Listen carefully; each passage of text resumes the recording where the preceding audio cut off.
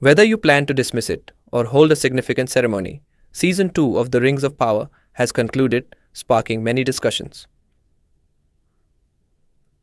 The show has taken creative liberties with the original lore, opening up numerous possibilities and theories to explore. In this video, we'll delve into the main questions for Season 2, its ties to the books, and the potential direction for Season 3, so prepare some Limbus bread and remember to like and subscribe. We've got a lot to cover.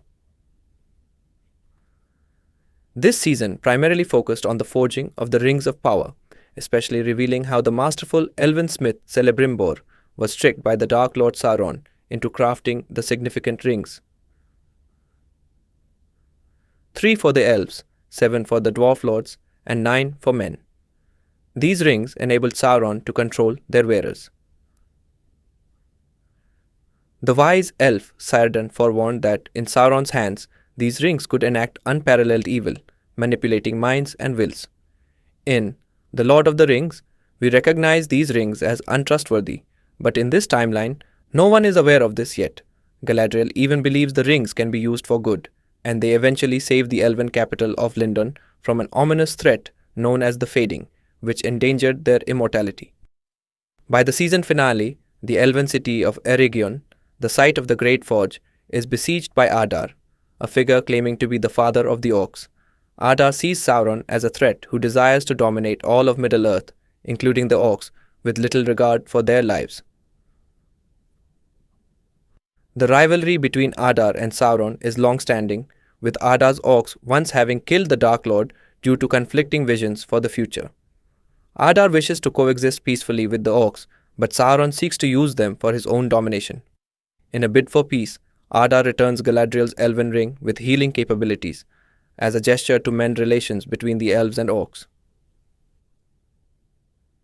Tragically, Adar is fated to die the way he killed Sauron, betrayed by his own. His last words to his orc kin are only children. We are never told why the orcs turn on him, but Sauron is skilled at manipulation, possibly exploiting Adar's attempts to befriend the elves or his disregard for their lives in battle.